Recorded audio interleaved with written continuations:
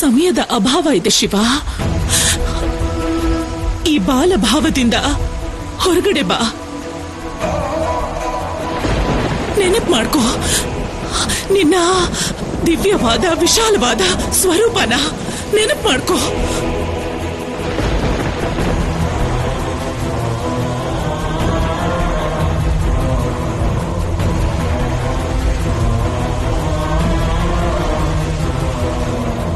ಪ್ರಯತ್ನ ಮಾಡ್ತಾ ಇದ್ದೀನಿ ಅಮ್ಮ, ಆದ್ರೆ ಯಾವ್ದು ನೆನಪೇ ಆಗ್ತಾ ಇಲ್ಲ.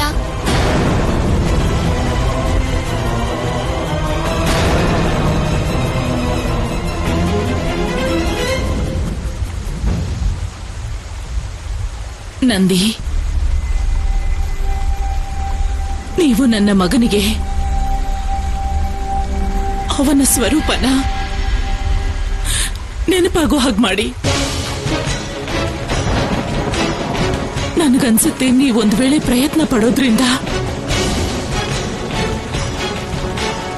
ಇವನಿಗೆ ತನ್ನ ಸ್ವರೂಪ ನೆನಪಾಗ್ಬೋದು.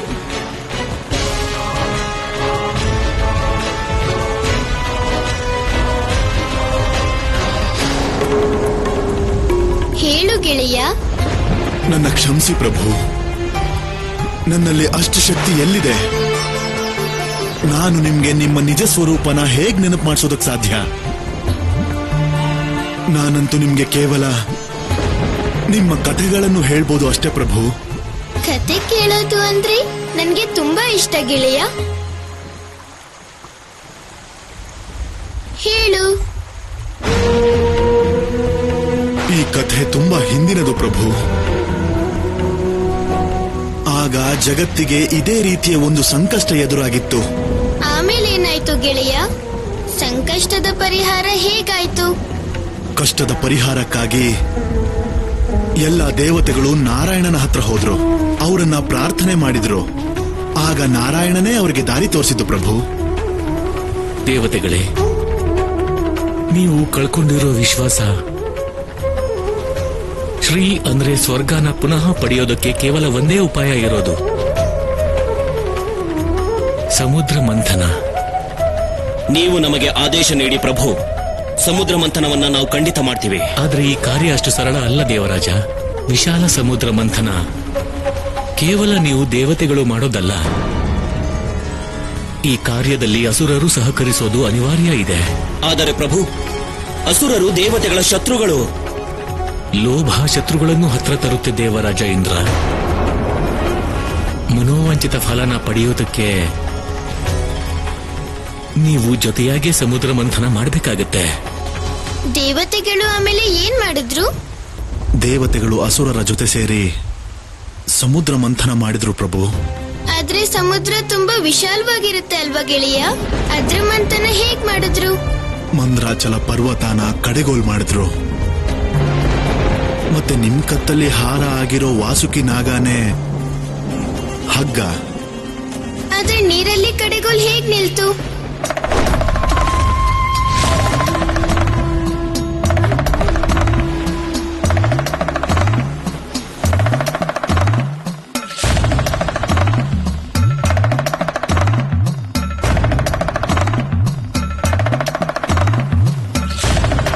ನೋಡಿ, ಮಂದ್ರಾಚಲ ಪರ್ವತ ಭದ್ರವಾಗಿ ನಿಲ್ದೇ ಇದ್ರೆ ಸಮುದ್ರ ಮಂಥನ ಅಸಂಭವ.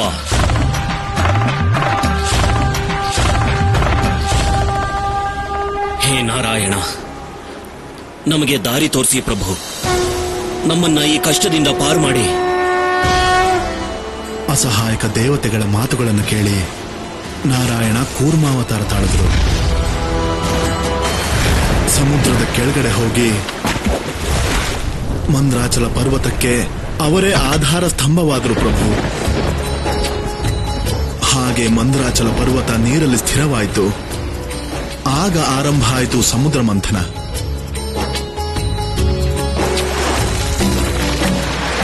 ಸಮುದ್ರ ಮಂಥನ ಪ್ರಾರಂಭ ಆಗ್ತಿದ್ದ ಹಾಗೆ ಮೊದಲನೇ ರತ್ನದ ರೂಪದಲ್ಲಿ ಕಾಲಕೂಟ ವಿಷ ಹೊರಗಡೆ ಬಂತು. ಮತ್ತೆಲ್ಲ ಕಡೆ ಹರಡ್ತಾ ಇತ್ತು. ಆ ಹಾಲಾಹಲದ ಪ್ರಭಾವದಿಂದ ಎಲ್ಲರೂ ಒದ್ದಾಡ್ತಾ ಇದ್ರು. ಅಲ್ಲಿ ಎರಡೂ ಕಡೆಯಿಂದನೂ ಆಹಾಕಾರ ಶುರುವಾಯಿತು.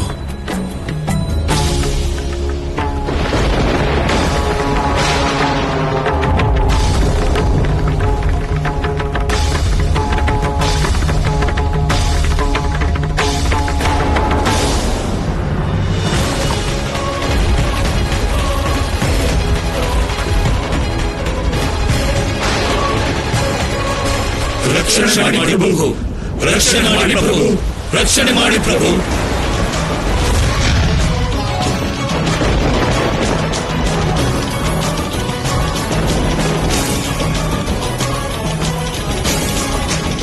ಈ ಹಾಲಾಹಲವನ್ನು ತಡೆಯೋ ಸಾಮರ್ಥ್ಯ ನನ್ನಲ್ಲಿಲ್ಲ ನಾರಾಯಣ. ಇದನ್ನು ನಾನು ತಡೆಯೋಕ್ಕಾಗಲ್ಲ ಬ್ರಹ್ಮದೇವ.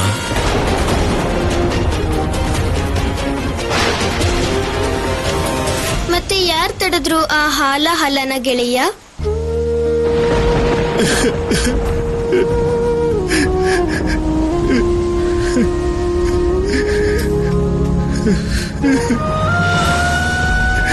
ಸರಿ, ಹಾಗಾದ್ರೆ ನಾನು ಅವ್ರ ಹೆಸರನ್ನ ನಿನ್ ಹತ್ರ ಕೇಳೋದಿಲ್ಲ. ಆದ್ರೆ ಮೊದ್ಲು ನೀನ್ ಇದನ್ನ ನನಗ್ ಹೇಳು. ಸಮುದ್ರದಲ್ಲಿ ಬರೀ ವಿಷ ಮಾತ್ರ ಇರುತ್ತಾ? ಇಲ್ಲ ಇಲ್ಲ ಪ್ರಭು, ಸಮುದ್ರದಲ್ಲಿ ಜಲಚರ ಜೀವಿಗಳಿರುತ್ತೆ, ರತ್ನ ಇರುತ್ತೆ. ಅದರಿಂದಾನೆ ಸಮುದ್ರ ಮಂಥನದಲ್ಲಿ ಹಾಲಾಹಲ ಬಿಟ್ಟು 13 ಬೇರೆ ರತ್ನಗಳು ಸಿಕ್ಕಿದ್ದು. ಆ ರತ್ನಗಳ ಹೆಸರೇನು ಗೆಳೆಯ? ಕಾಮಧೇನು ಹಸು, ಉಚ್ಚೈಶ್ರವ ಕುದುರೆ, ಐರಾವತ ಆನೆ, ಕೌಸ್ತುಭ ಮಣಿ, ಕಲ್ಪವೃಕ್ಷ, ರಂಭೆ ಅಪ್ಸರೆ, ವಾರುಣಿ, ಪಾರಿಜಾತ ವೃಕ್ಷ, ಪಾಂಚಜನ್ಯ ಶಂಖ, ಚಂದ್ರ, ಧನ್ವಂತರಿ ವೈದ್ಯ, ದೇವಿ ಲಕ್ಷ್ಮಿ ಮತ್ತೆ ಅಮೃತ ಕಲಶ ಪ್ರಭು. ಆ ಹಾಲಾಹಲದ ಜೊತೆ ಈ ರತ್ನ ಮತ್ತೆ ಜಗತ್ತಿನ ರಕ್ಷಣೆಗೆ ಪರಿಹಾರನೂ ನಾರಾಯಣನೇ ಕೊಟ್ಟಿದ್ದು ಪ್ರಭು. ಪ್ರಭು, ನೀವು ರಕ್ಷಕರು. ಸಮಸ್ತ ಜಗತ್ತಿನ ರಕ್ಷಣೆ ಮಾಡೋದಿಕ್ಕೆ ನೀವೇ ಏನಾದ್ರೂ ದಾರಿ ಹುಡುಕ್ಬೇಕಾಗುತ್ತೆ. ನಾನು ವಿವಶನಾಗಿದ್ದೀನಿ ಬ್ರಹ್ಮದೇವ. ಹಾಗಾದ್ರೆ ಈ ಕಾರ್ಯ ಯಾರಿಂದ ಸಾಧ್ಯ ಆಗುತ್ತೆ ನಾರಾಯಣ? ಮಹಾದೇವನಿಂದ ಮಾತ್ರ ಸಾಧ್ಯ. ಮಹಾದೇವ? ನಾವು ಅವರ ಧ್ಯಾನ ಮಾಡಬೇಕು.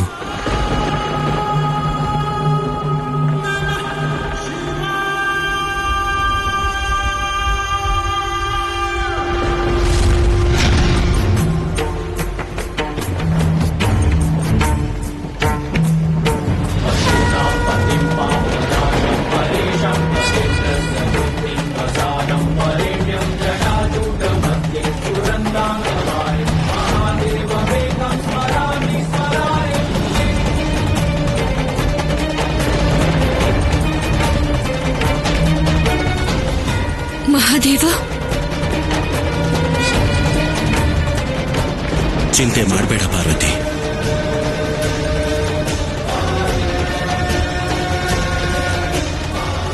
ಈ ಜಗತ್ತಿನ ಸಮಸ್ಯೆ ನನ್ನ ಸಮಸ್ಯೆನೇ. ಈ ಜಗತ್ತಿನ ಕಷ್ಟ ನನ್ನ ಕಷ್ಟನೇ. ನನ್ನ ಜಗತ್ತನ್ನ ಕಾಪಾಡೋದಕ್ಕೆ ಈ ಹಾಲಾಹಲನ ನಾನು ಕುಡಿತೀನಿ.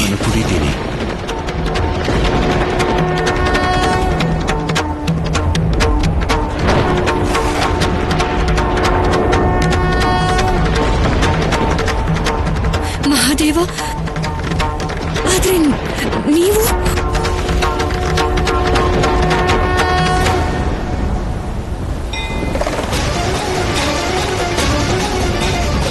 ಆಗ ಮಹಾದೇವನೇ ವಿಷ ಕುಡಿಯೋ ನಿರ್ಧಾರ ಮಾಡಿದ್ರು.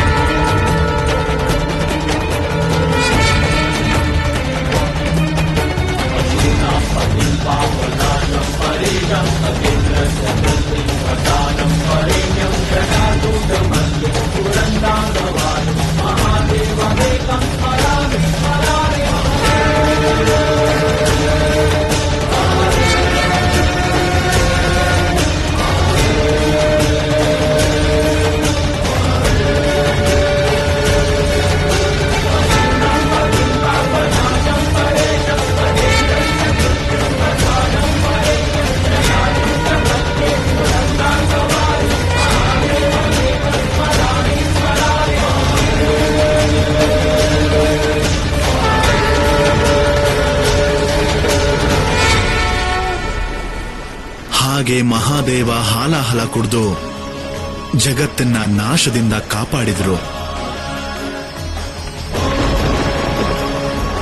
ಸ್ವರ್ಗ, ಸುಖ ಮತ್ತು ರತ್ನ ಎಲ್ಲ ಸುರಕ್ಷಿತವಾದವು. ಇದು ಅದ್ಭುತವಾದ ಕತೆ, ನಂಬೋದಿಕ್ ಸಾಧ್ಯನೇ ಇಲ್ಲ. ಇಲ್ಲ ಶಿವ, ಇದು ಕಥೆ ಅಲ್ಲ, ಇದು ಸತ್ಯ. ಮತ್ತೆ ಹಾಲಾಹಲ ಕುಡ್ದಿರೋ ಮಹಾದೇವನು ಸತ್ಯನೇ. ಹಾಗೆ ನೀನಿವತ್ತು ಆ ಸತ್ಯನ ಪುನರಾವರ್ತನೆ ಮಾಡಬೇಕು ಕಂದ.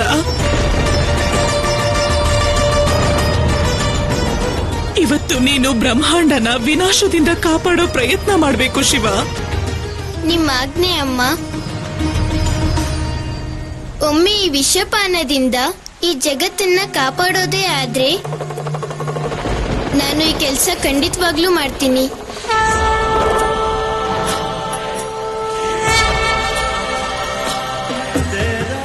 ನಡಿ ಗೆಳೆಯ, ನನ್ನ ವಿಷಪಾನ ಮಾಡೋ ಜಾಗಕ್ಕೆ ಕರ್ಕೊಂಡು ಹೋಗು. ಅಪ್ಪಣೆ ಕೊಡಿ ಅಮ್ಮ, ಮತ್ತೆ ನಿಮ್ ಆಶೀರ್ವಾದ ಕೂಡ.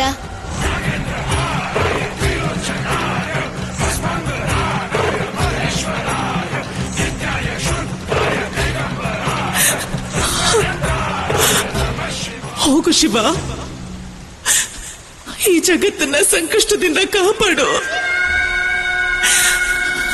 ನನ್ನ ಆಶೀರ್ವಾದ ಸದಾ ನಿನಗಿರುತ್ತೆ.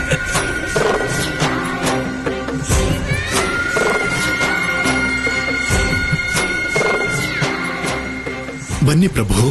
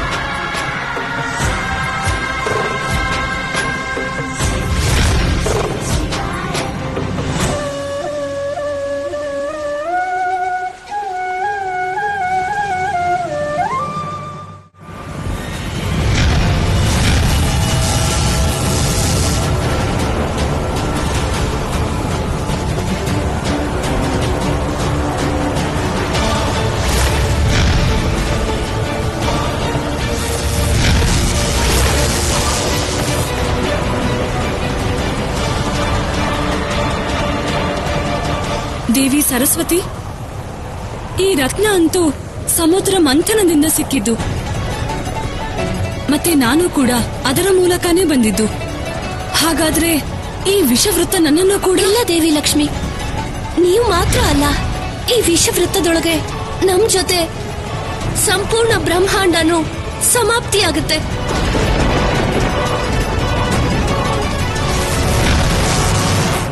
ಇಲ್ಲ ಮಹಾದೇವ, ಇಲ್ಲ.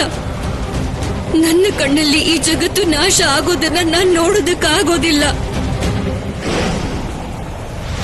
ಬನ್ನಿ ಮಹಾದೇವ, ಈ ಮಹಾವಿನಾಶನ ತಡೀರಿ.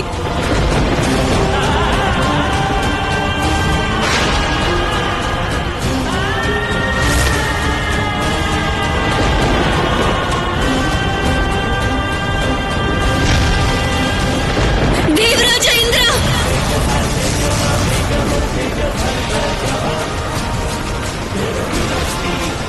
ದೇವಿ ಲಕ್ಷ್ಮಿ, ಲಕ್ಷ್ಮಿ, ಲಕ್ಷ್ಮಿ.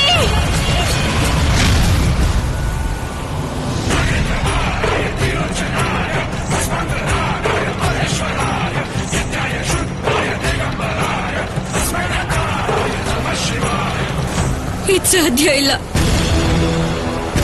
ಈ ವಿಷವೃತ್ತ ಸ್ತ್ರೀ ಶಕ್ತಿನ ನಾಶ ಮಾಡೋದಕ್ಕೆ ಬಿಡಬಾರ್ದು ನಾನು. ಈ ವಿಷವೃತ್ತದ ಮುಂದೆ ನಮ್ಮ ಶಕ್ತಿಗಳೆಲ್ಲ ಕ್ಷೀಣವಾಗ್ತಾ ಇದೆ. ಮತ್ತೀಗ ಈಗೇನ್ ಮಾಡೋದು? ಈ ವಿಷವೃತ್ತನ ಇನ್ಯಾರೂ ತಡೆಯೋದಕ್ಕೆ ಸಾಧ್ಯ ಇಲ್ಲ ದೇವಿ ಪಾರ್ವತಿ. ತ್ರಿಮೂರ್ತಿಗಳು ಬಾಲರೂಪ ಪಡೆದಿರೋ ಕಾರಣದಿಂದ ಸಂಪೂರ್ಣ ಸೃಷ್ಟಿ ಸಮತೋಲನವನ್ನ ಕಳ್ಕೊಂಡಿದೆ. ಮಹಾಪ್ರಳಯದ ಮೊದಲನೇ ಹೆಜ್ಜೆಯಾಗಿ ಈಗಷ್ಟೇ ದೇವಿ ಲಕ್ಷ್ಮಿನ ವಿಷವೃತ್ತ ಆವರಿಸಿಕೊಂಡಿದೆ. ಮುಂದೆ ಯಾವಾಗ್ಲಾದ್ರೂ ಯಾವ ಕ್ಷಣದಲ್ಲಾದ್ರೂ ನಮ್ಮನ್ನು ಕೂಡ ಆವರಿಸ್ಕೊಳ್ಬಹುದು. ಆಗ ನಾವು ಕೂಡ ಅದಕ್ಕೂ ಮೊದಲು ನನ್ನ ಮಹಾದೇವ ಇಲ್ಲಿಗೆ ಬರಬೇಕು, ಬಂದು ಈ ಜಗತ್ತನ್ನ ಕಾಪಾಡಬೇಕು.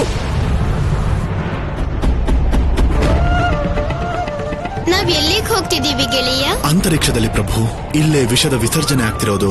ಈ ಸರಿ ವಿಷದ ಉತ್ಪತ್ತಿ ಅಂತರಿಕ್ಷದಲ್ಲಾಗಿದೆ ಪ್ರಭು. ಇದನ್ನ ತಡಿದೇ ಇದ್ರೆ ಈ ಜಗತ್ತಿನಲ್ಲಿರೋದೆಲ್ಲ ನಾಶ ಆಗುತ್ತೆ ಪ್ರಭು. ಈ ಜಗತ್ತಿಗೆ ನಿಮ್ಮ ಅವಶ್ಯಕತೆ ಖಂಡಿತವಾಗ್ಲೂ ಇದೆ ಪ್ರಭು. ಬೇಗ ಹೋಗು ಗೆಳೆಯ.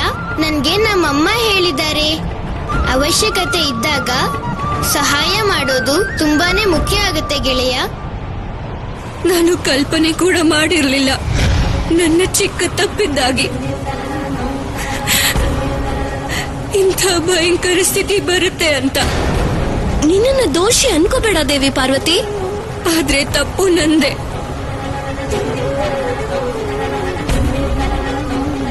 ನನ್ನ ಜಪ ತಪ್ಪದಿಂದ ನಾನು ಮಹಾದೇವನನ್ನ ಪತಿಯಾಗಿ ಪಡ್ಕೊಂಡಿದ್ದೇನೋ ನಿಜ.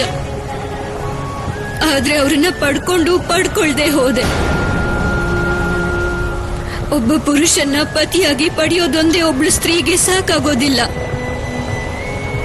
ಅವರನ್ನ ಅರ್ಥ ಮಾಡ್ಕೊಂಡು ಗುರುತಿಸೋದು ತುಂಬಾ ಮುಖ್ಯ ಆಗತ್ತೆ. ಆದ್ರೆ ನಾನು ನನ್ನ ಮಹಾದೇವನನ್ನ ಅರ್ಥ ಮಾಡ್ಕೊಳ್ಳೇ ಇಲ್ಲ. ಅವರ ಮಹತ್ವ, ಮೌಲ್ಯತೆ, ರುಚಿ, ಅಭಿರುಚಿ, ಸ್ವಭಾವ ಏನು ಅರ್ಥ ಮಾಡ್ಕೊಳ್ಳಿಲ್ಲ ನಾನು. ನನ್ನ ಶಾಂತ, ಏಕಾಂತ ಮತ್ತೆ ಮುಗ್ಧ ಶಿವನಿಗೆ ಸಾಂಸಾರಿಕ ಜವಾಬ್ದಾರಿನ ಅರ್ಥ ಮಾಡಿಸೋ ಅಂತ ಹಠ ಹಿಡಿದು ಕೂತೆ ನಾನು. ನನ್ನ ಶಿವನನ್ನ ಅರ್ಥ ಮಾಡ್ಕೊಳ್ಳೇ ಇಲ್ಲ. ನೀನು ಹೀಗೆ ದುಃಖ ಪಡೋದು ವ್ಯರ್ಥ. ಈ ಮಹಾವಿನಾಶಕ್ಕೆ ಯಾರಾದ್ರೂ ಕಾರಣ ಅಂತ ಇದ್ರೆ ಅದು ಸತಿ ಅನಸೂಯ. ತನ್ನ ಹಠ, ಅಹಂಕಾರ ಮತ್ತು ಮೋಹಕ್ಕೆ ಬಿದ್ದು ಅವಳು ಜಗತ್ತನ್ನ ಮತ್ತು ನಮ್ಮನ್ನ ವಿನಾಶದ ಕಡೆಗೆ ದೂಡ್ತಿದ್ದಾಳೆ. ಯಾಕೆ? ನನ್ನಿಂದ ದೊಡ್ಡ ತಪ್ಪಾಗಿದೆ ಋಷಿವರ್ಯ, ನನ್ನಿಂದ ದೊಡ್ಡ ತಪ್ಪಾಗಿದೆ, ತುಂಬಾನೇ ದೊಡ್ಡ ತಪ್ಪಾಗಿದೆ ಋಷಿವರ್ಯ. ಒಬ್ಬ ತಾಯಿಯಾಗಿ ನೀವು ಮಾಡ್ತಾ ಇರೋ ಚಿಂತೆ ಸರಿಯಾಗೇ ಇದೆ ದೇವಿ. ಆದ್ರೆ ನೀವು ಬರೀ ತಾಯಿ ಅಷ್ಟೇ ಅಲ್ಲ, ನೀವು ಮಹಾಸತಿ ಕೂಡ. ಮಹಾಸತಿ ಆಗಿರೋದ್ರಿಂದಾನೇ ಇಡೀ ಜಗತ್ತಿಗೆ ಒಳ್ಳೇದು ಮಾಡೋದು ನಿಮ್ದೇ ಜವಾಬ್ದಾರಿಯಾಗಿದೆ ದೇವಿ. ನಾನು ನನ್ನ ಮಗನನ್ನ ಮೃತ್ಯುವಿನ ಬಾಯಿಗೆ ದೂಡ್ಬಿಟ್ಟೆ ಋಷಿವರ್ಯ. ಅಂತ ಮುಗ್ಧ ಬಾಲಕನಿಂದ ಸಂಕಷ್ಟವನ್ನ ನಿಭಾಯಿಸೋ ಜವಾಬ್ದಾರಿ ಅಪೇಕ್ಷೆ ಮಾಡಿದ್ದು ತಪ್ಪಾಯ್ತು ಋಷಿವರ್ಯ.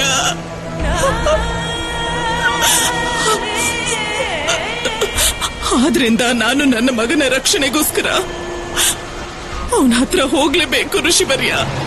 ಇದು ಹೇಗ್ ಸಾಧ್ಯ ದೇವಿ? ಶಿವ ಹೋಗಿರೋ ಜಾಗಕ್ಕೆ ನಾವು ಮಾನವರಾಗಿ ಹೋಗಕ್ಕಾಗಲ್ಲ. ಆ ಜಾಗ ಮಾನವನ ಪರಿಧಿನ ಮೀರಿದ್ದು ದೇವಿ.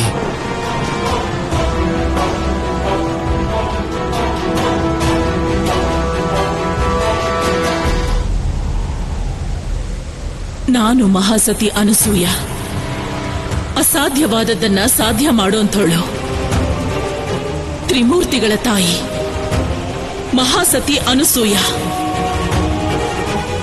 ನಾನು ನನ್ನ ಸತಿತ್ವದ ಬಲದಿಂದ ದಿಕ್ಪಾಲಕರನ್ನ ಆವಾಹನೆ ಮಾಡ್ತಿದ್ದೀನಿ ಮತ್ತು ನನಗೆ ಪೂರ್ಣ ವಿಶ್ವಾಸ ಇದೆ ಅವರು ನನಗೆ ಖಂಡಿತವಾಗ್ಲೂ ಸಹಾಯ ಮಾಡೇ ಮಾಡ್ತಾರೆ. ನೀವು ಅರ್ಥ ಮಾಡ್ಕೊಳ್ಳುವಂತ ಪ್ರಯತ್ನ ಮಾಡಿದ್ದೇವೆ. ಸೃಷ್ಟಿ ತನ್ನ ಸಮತೋಲನ ಕಳ್ಕೊಂಡಿದೆ.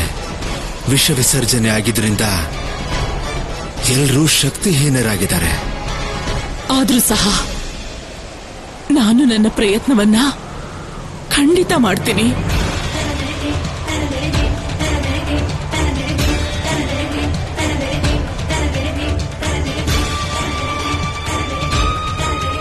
ಹೇ ದಿಕ್ಪಾಲಕರೇ, ಹೇ ಸೂರ್ಯದೇವ, ಹೇ ಚಂದ್ರದೇವ,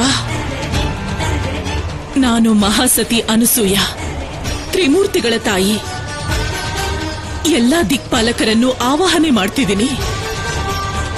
ನೀವೆಲ್ಲರೂ ನಾನು ನನ್ನ ಪುತ್ರ ಶಿವನ ಹತ್ರ ತಲುಪೋದಿಕ್ಕೆ ದಯವಿಟ್ಟು ಸಹಾಯ ಮಾಡಿ.